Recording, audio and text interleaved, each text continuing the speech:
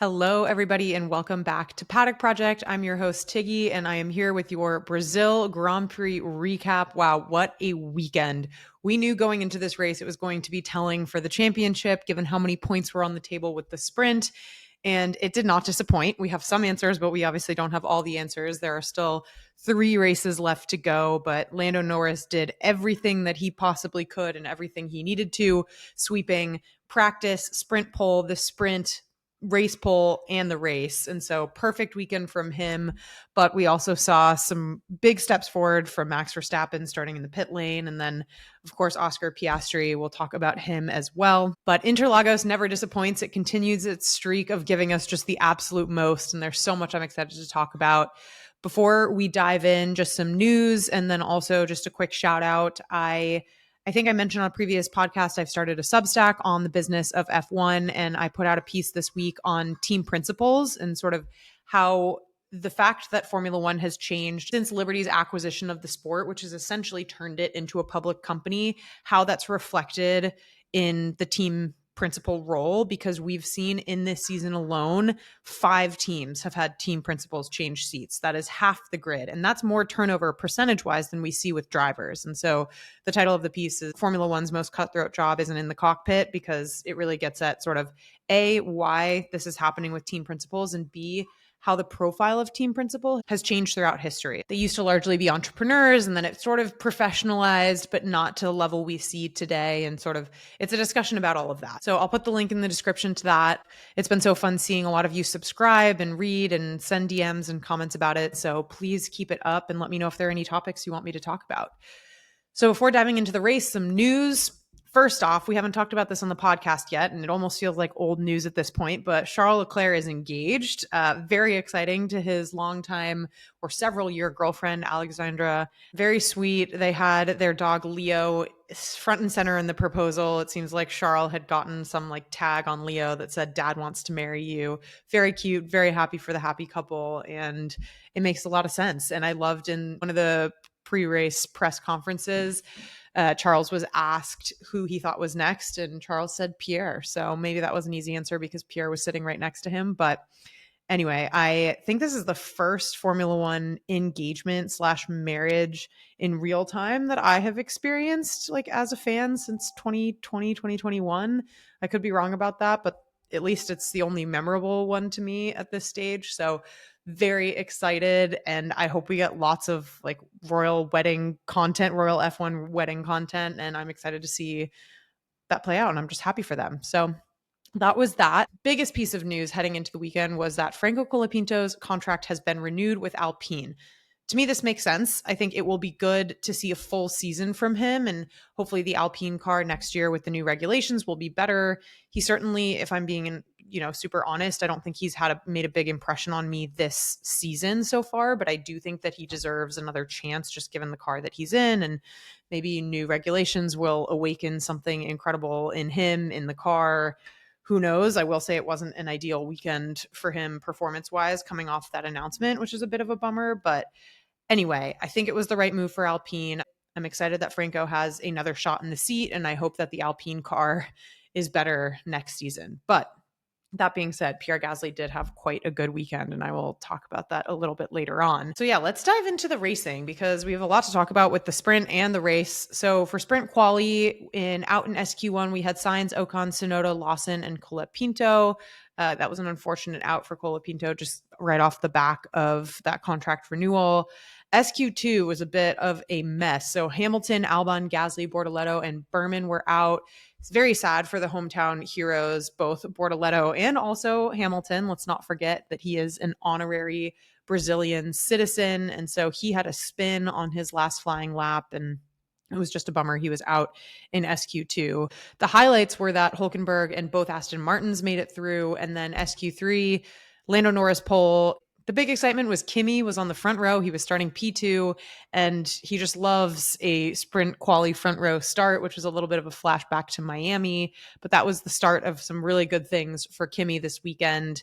And then behind Kimi was Piastri P3, Russell P4, Alonso P5, and Verstappen P6. For the sprint itself, Great start from Lando. Max picked up a place from Alonso, and it was really great of Kimi to be able to hold on to second after he didn't get a great launch off the line. There was some early contact between Ollie Berman and Liam Lawson that caused a spin for Ollie, which was a bummer. But the biggest moment, both in the sprint and then also in the championship, was when Piastri went into the wall on lap 6, and then Bortoleto and Colapinto did the same thing literally right after on the same lap. It was slightly wet conditions, and Kimi said on the radio that when Norris hit the curb, it sprayed water on the racing line, which was kind of funny. I don't know if that is really what made it happen or not, but it was slightly wet conditions and bizarre to see 3 drivers do the exact same mistake on the exact same lap. So that caused a red flag. And then on the restart, Kimi and George were fighting. Max and Alonso were fighting as well. Kimi was actually quite close to Lando on the last couple laps. And I'll get to this when we talk about the race, but Lando, I think, was not super happy, even though he had incredible results all weekend on paper. He was not super happy about the pace and thought that it should have been a little bit faster and there should have been more of a gap. And then the other just sad thing about the sprint was that Bortoleto hit the wall really hard right at the end. It was a huge accident just generally, but also, of course, in front of his home crowd. He was literally flying through the air. I think it's the worst crash that we have seen in some time. And there were a lot of videos from fans and stuff that showed it in real time that were just honestly like haunting. And if you see the aftermath of that car and how destroyed it was, luckily Bortoleto came on the radio right away and said he was fine and he didn't seem like he was that shaken up about it. But such a tough crash, and then also to have that happen in front of your home crowd for your home race was really sad. Obviously, he had a lot of family and friends and supporters around, and unfortunately the race did not fare better for him. But yeah, that was the sprint. So great for Lando to pick up a bunch of points there for the championship. And Piastri with that DNF was obviously not good for his championship status. But for quali, for the real race, so this was shocking. Max Verstappen was out in Q1 along with Esteban Ocon, Colapinto, Tsunoda, and Bortoleto. They couldn't get Bortoleto's car out in time. So first of all, like, shout out to these mechanics turning cars around in record time. Pretty incredible. A bummer that they couldn't get Bortoleto's car into quali on time. But yeah, just shout out to these crews because they're really doing the Lord's work in a very short amount of time, especially on these sprint weekends. But the big shock here was Max being out in Q1. He was in the drop zone with one flying lap left. He couldn't beat Hülkenberg's time, which was kind of crazy. I think even the announcers were like, I can't believe we're saying that sentence, or that's not a sentence I thought I would say. But he said he had no grip. He was really not happy with the car. I think they had tried a setup change after the sprint because he wasn't happy with the car during the sprint. And it seemed like that had just made it way worse. And so unfortunately, that was like he was out on Q1 just by merit. And some crazy stat that the race posted was that the last time both Red Bulls were eliminated in Q1 was 19 years ago in 2006. Absolutely insane. 19 years ago. It's actually that's like such a crazy stat. It was also the first time in Max's career that he got knocked out of Q1 without a car malfunction or a crash. So like I said, kind of out in Q1 on merit, which was very bizarre. And obviously, of course, like he wasn't happy with the car and all of that, but I can't believe we witnessed that. And then obviously we'll talk about the turnaround during the race. But yeah, that was a pretty big shock while watching quali. In Q2 out, we had Alonso, Albon, Hamilton, Stroll, and Carlos Sainz. Some great performances from Berman and Gasly to get into Q3. And I'll talk about both of them sort of as we get into the race and stuff, but really great performances from them throughout the weekend. This was another Hamilton Q2 exit. So just a weekend to forget for Ferrari. For Q3, this seemed like it was going to be interesting because Lando had made a mistake. He locked up on his first run. He didn't end up making up for it and got pole. And then following him was Kimi, Antonelli, Charles Leclerc, Piastri, Hadjar, Russell, Lawson, and Berman again. But Kimi got front row again, and then great to see Hadjar up there as well. It was really cool to see Lando being able to make a mistake and then bounce back from that. I think he just seems so locked in and so dialed in right now in a way that we didn't maybe see from him in the beginning of the season. And so him being able to just like hook it up when it matters and keep his head down, which I know he said in the post-race interview as well, was just really, really impressive. But to get to the race, so like we just talked about. Max started from the pit lane. He took a new power unit and suspension changes. He was asked in the on his way to the pit lane. I think it was to Chris Medland or one of the interviewers, but he was basically like, yeah, we're hoping to move forward because we can't really move backwards, which was an accurate statement. Ocon also started from the pit lane. But those two, yeah, we're starting from the very, very back. It was a mix of softs and mediums in the top 10. McLaren's and Russell were on mediums. Most others were on softs in the top 10. It was mostly a one-stop race, or that was the thought, but some did two stops, including Lando Norris and then also Max because of a puncture. Brazil, actually, which was a cool stat that I heard the announcers say, has the highest average overtakes per race. I think it's something around 44 compared to the usual low 30s. And Interlagos, I mean, that's just another reason to love Brazil. And this race, I'm sure it either exceeded that number or at least matched it because it was kind of crazy. It was a little bit of weird conditions. It was kind of spitting, but we didn't actually end up having much weather at all. So the race sort of went on as normal with dry conditions. It was a clean start, good launch from Lando. Gabriel Bortoleto unfortunately hit the barrier after making contact with Stroll on lap 1. That caused a safety car, caused him to DNF. Just really sad to see his family's reaction in the garage there. The other notable thing on the start was that Hamilton quickly went down like 5 places on the first lap with damage from going into the back of Colapinto. He did get a new front wing, but the floor was damaged, so he was just struggling massively with that car. He said something on the radio at some point of like, mate, I'm going to crash out here. He was oversteering all over the place and then ended up retiring, unfortunately, which, yeah, again, not a good day for Ferrari, not a great weekend for Hamilton. On that safety car restart, there was some chaos. So Piastri made a huge run, got to P2, but along the way, he made contact with Kimi, which then caused a clash with Charles, who lost a wheel, dropped all the way down, and had to retire, which triggered a virtual safety car. And the announcers were sort of arguing at the time of like whether or not that should have been a penalty for Oscar or if that was a racing incident. They seemed to think it was a racing incident. I don't know. For me, I don't disagree with the penalty, actually. Like Oscar locked up, hit Kimi, which I know they were saying that it should be judged on the outcome of that, but and Kimi was fine. Again, he got P2 in this race, so obviously like that wasn't a race ending or even race destroying incident for him. But who it did destroy was Charles, which again, Oscar didn't hit Charles, but Oscar hit Kimi, who hit Charles. So I actually do sort of think, and Oscar was coming from behind. He locked up. It was a mistake. There wasn't enough room there. He wasn't ahead at any apex or anything. So I don't fully disagree with that penalty. And it was obviously a bummer for Oscar, but yeah, it was tough. And I felt really bad for Charles because there was really nothing he could do there. After that, there was a little bit of a battle between the two McLarens because it was Lando and then Oscar, because Piastri had gotten to that P2, even though, of course, he had the 10-second penalty that he was going to have to serve. Piastri was in DRS for like a lap, but Lando just continued to stretch the gap. There was never really a competition, particularly given the Oscar penalty. Oscar wasn't super happy with his strategy. He said something along the lines of to his engineer, like, I hope you're a bit more optimistic about the strategy than I am because it isn't looking pretty from my seat. So that was tough. But yeah, I think one of the biggest highlights, as we've alluded to, is just Max on the charge. By P13, he was P13 from the pit lane by lap like 14 or 15. And at that point, I was sort of just like, okay, let's see what he can do because this is already crazy. And I have a sneaking suspicion that he's going to just do one of these classic Max masterclasses, which he did because pit lane to eventual podium is just crazy. He was even leading the race at one point, starting lap 51 when Lando did his second stop. And GP's radio at this point was funny. He was like, something I didn't think I'd say is that you, Max, are leading the race. And Max was like, not bad.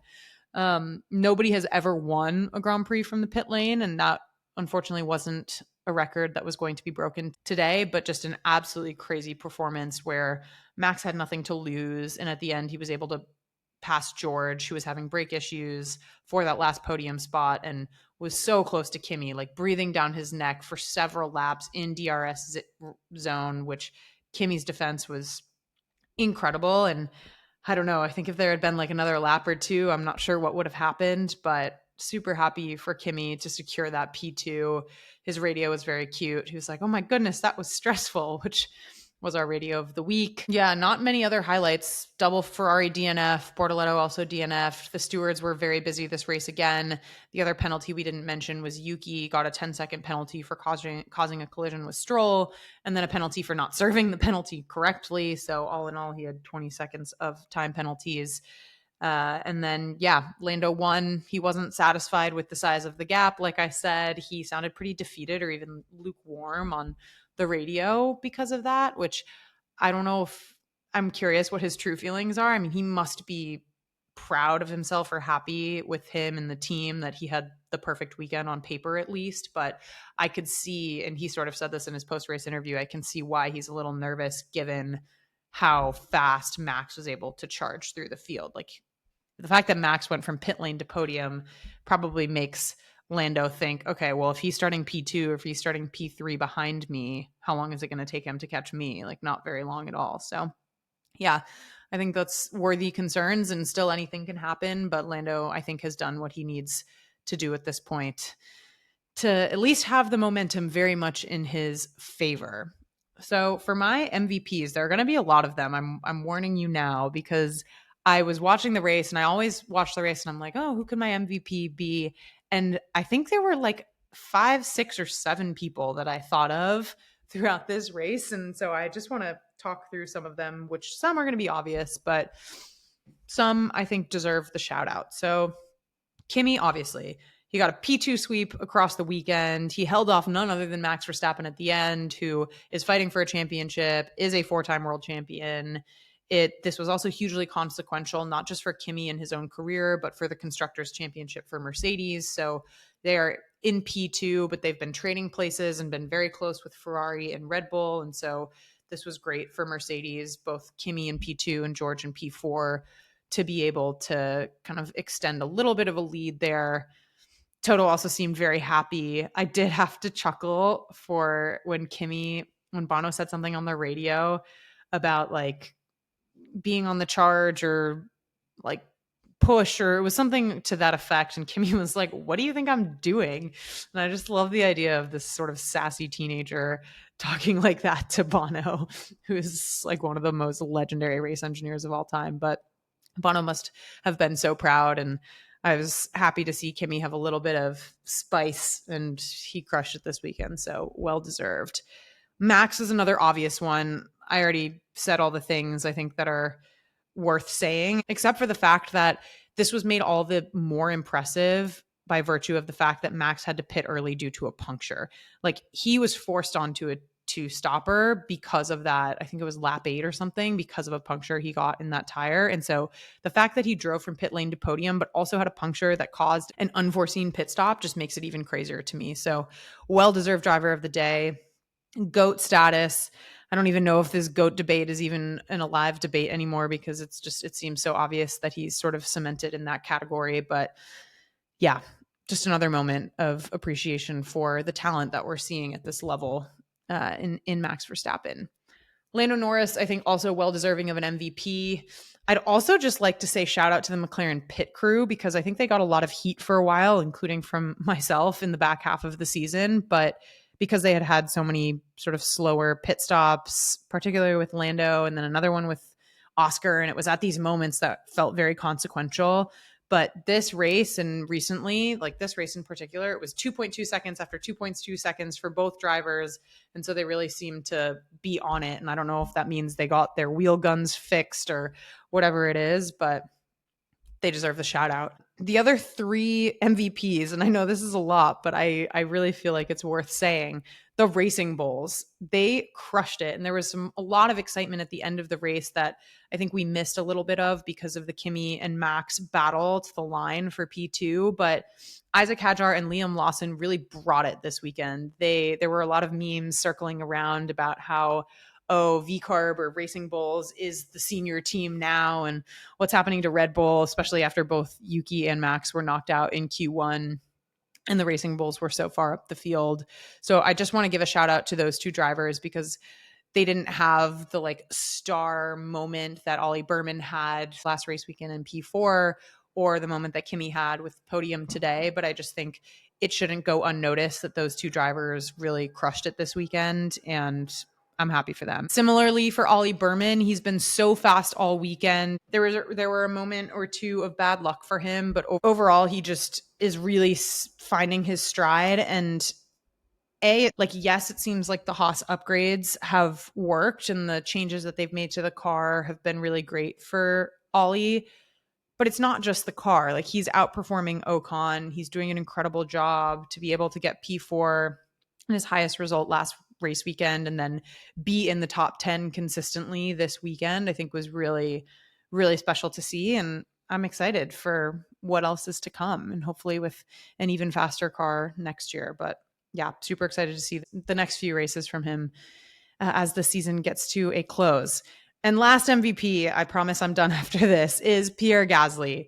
Incredible overtakes. Just he didn't maybe get as much airtime as he deserved this race just because there was so much going on and a lot of excitement. But it was so nice to see him fighting back in the midfield after he has sort of been relegated to the back of the grid a lot. I know we talk a lot about Alpine's performance and the car just not being good. And they're often in like P18 and P19 or whatever it is. And so it was really nice to see him find a little bit more of his stride and just do well, finish in the points. And hopefully there's more to come there. LVPs, there are several to choose from, but I think I will go with Yuki on this one. I just think a really tough weekend all around, causing a collision with Stroll, not serving a penalty correctly, getting knocked out in Q1, basically having the constructors' tally of points for this season be a single driver, Max Verstappen's results. It's so hard to defend that. And I know there's always the refrain of that car is just better suited to Max and is sort of like built around him. And I get that, but it seems so hard to just like say that as an excuse every single time. So anyway, I'm sorry, Yuki, but I do believe you are my LVP for the weekend. And I hope that there are better things coming. So we talked about a lot of the discussion points. I'm not sure there's like that much more to discuss. I think the big question is just around the Drivers' Championship still. Lando has extended his lead, but Max is still very much in the mix. He's only 25 points behind Oscar Piastri, who now Oscar Piastri is 24 points behind Lando. So there's still quite a big gap from Max to Lando that I think will be hard to overcome in the last three races unless Lando just completely loses it, which doesn't seem likely, at least judging from the past consistency he's been having. But Max is still very much in it. I think it seems likely that he can pass Oscar, if not next race, then maybe race after. I think it's a little bit of a stretch for him to get to Lando, but we shall see. So for the standings, just to put some numbers to this, Lando has 390, Oscar has 366, Max Verstappen 341, George Russell 276, Charles Leclerc 214, Lewis Hamilton 148, Kimi Antonelli 122, Alexander Albon 73, Nico Hulkenberg 43, who is also tied with Isaac at 43.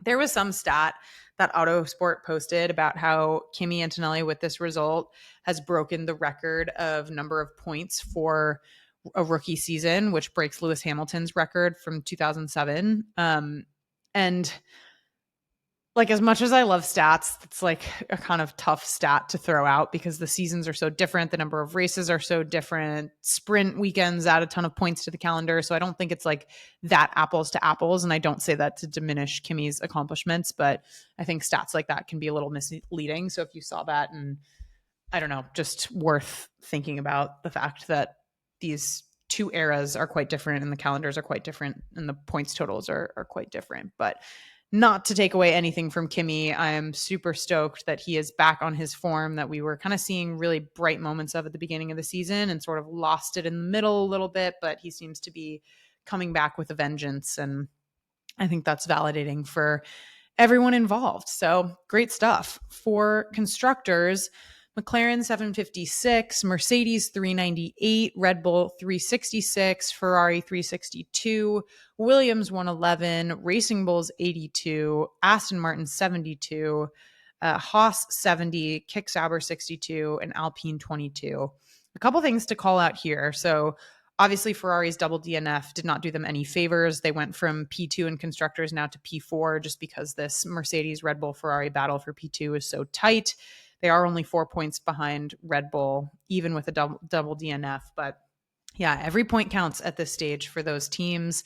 Williams, which has sort of been in no man's land by themselves in fifth, is starting, I think, to feel a little pressure from Racing Bulls. So Williams is at 111 and Racing Bulls is at 82. That's still a bit of a gap, but like a double points finish for Racing Bulls, and if Williams doesn't score points, like that gap starts to close a little bit. So I'm sure Williams is thinking about that, and yeah, just trying to get as much performance as they can and as many points as possible. But yeah, with that said, Vegas is next and I will be there. It's a night race. It's such a vibe. This is going to be my third year in a row going to Vegas. Also the third year that they're hosting Vegas. So it's still quite a new race, but I have a lot of exciting stuff planned and I can't wait to share it with you all. So follow along on the podcast, on Instagram or TikTok, Substack. Like I mentioned, there are going to be some fun pieces coming out. And yeah, if there's any content you want to see on any of those channels, please let me know. But super excited for the next race. And I can't believe what a treat this all is to just have such a great, exciting drivers' championship and to have a race like Interlagos at this point in the season. I just feel very lucky and very blessed. So chat soon.